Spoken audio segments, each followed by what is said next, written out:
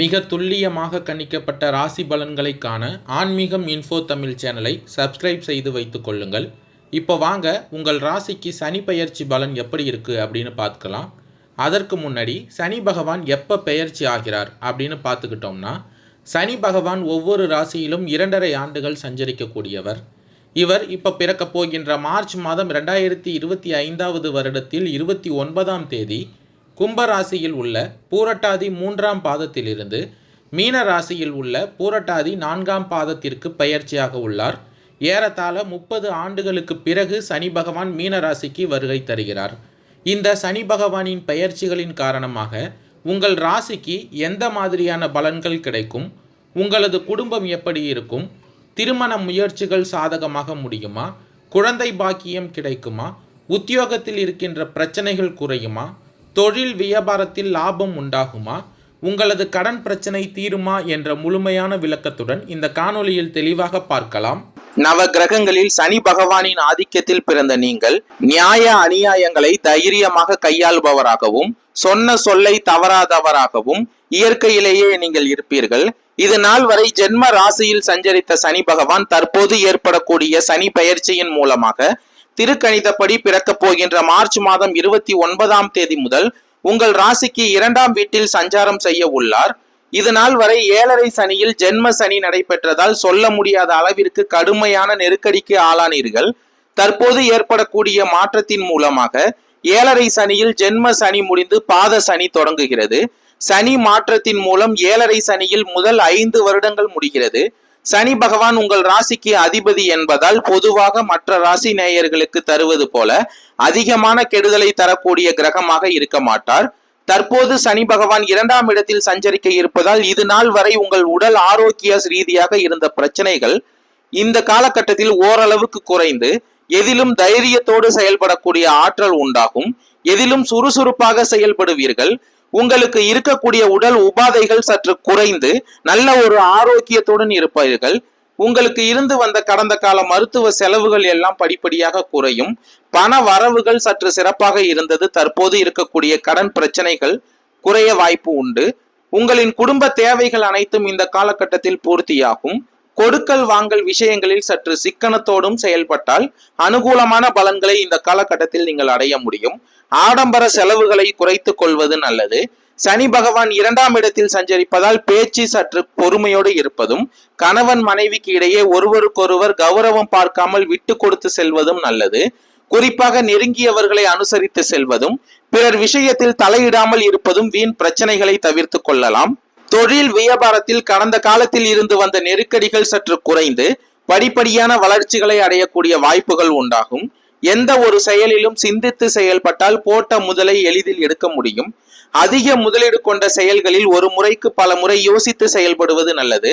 நண்பர்களை கலந்து ஆலோசித்து செயல்படுவதன் மூலம் தேவையற்ற நெருக்கடிகளை சமாளித்து ஒரு சில ஆதாயத்தையும் அடைய முடியும்.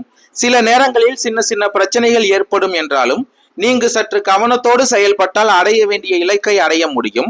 ஒரு சில நேரங்களில் நீங்கள் சற்று சாமர்த்தியமாக செயல்பட்டு நல்ல பலன்களை அடைவீர்கள்.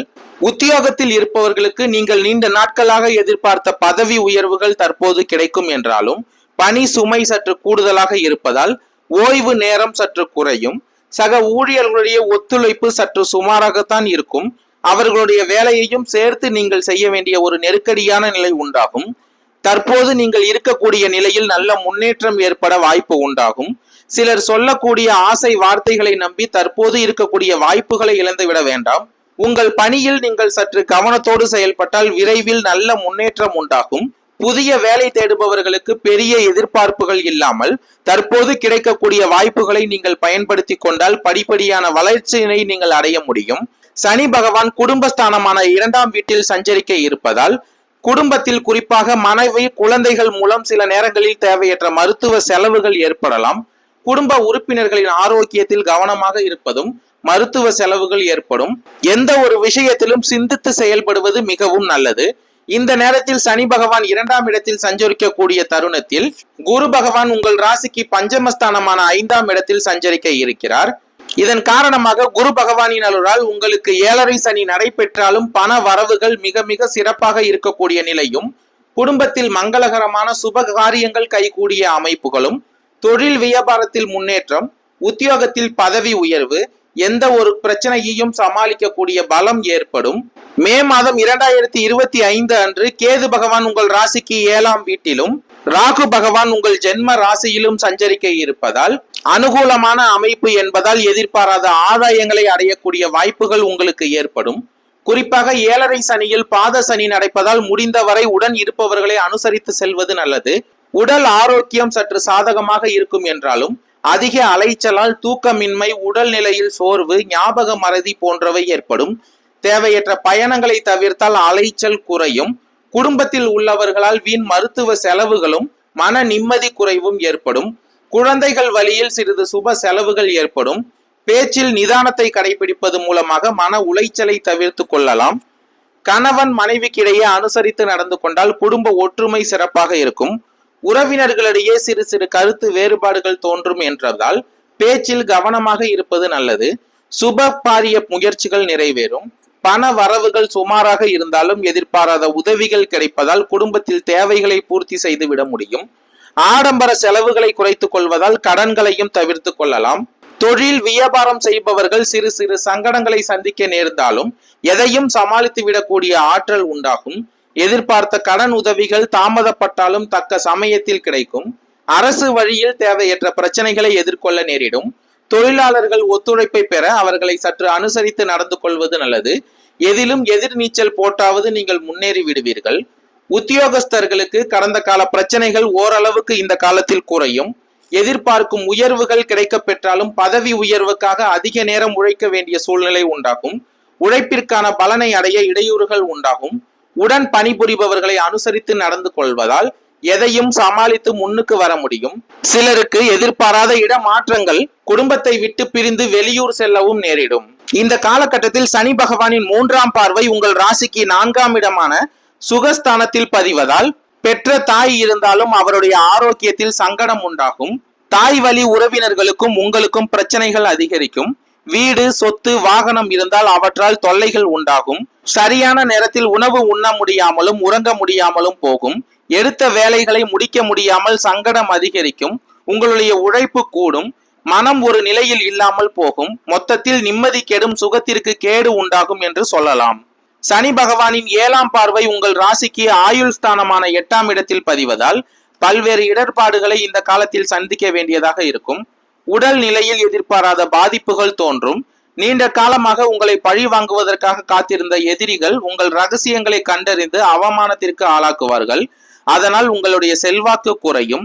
குடும்பத்தில் கஷ்டம், கணவன் மனைவிக்கு இடையே கருத்து வேறுபாடு, உறவினர்களிடம் மனக்கசப்பு, முயற்சிகளில் தடை, ஊர் விட்டு ஊர் செல்லும் நிலை என்று உருவாகும்.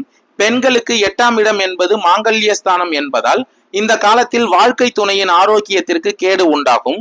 மாங்கல்யத்திற்கும் சிலருக்கும் சோதனை ஏற்படும். பாக்கியஸ்தானத்திற்கு விரயஸ்தானம் என்பதால் தந்தைக்கு சோதனை, பெரிய மனிதர்களுடன் மனக்கசப்பு, ஒரு சிலருக்கு வேறு பெண்களுடன் தொடர்பு, நெருங்கிய உறவினர்களின் பிரிவு என்ற நிலை உருவாகும்.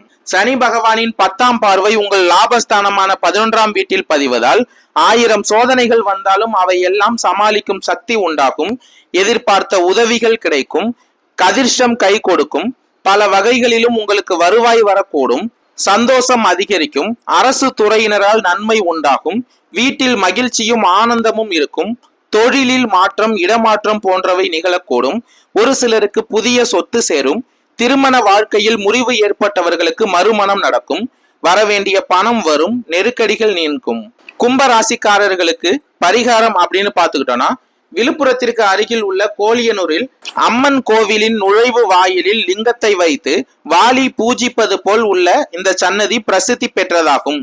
இங்கு ஒரு முறை சென்று வாலீஸ்வரரையும் பெரிய நாயகி அம்மனையும் வணங்கி அர்ச்சனை செய்து வர சங்கடங்கள் விலகும், நன்மைகள் அதிகரிக்கும், கடன் பிரச்சனை தீரும். நன்றி, வணக்கம்.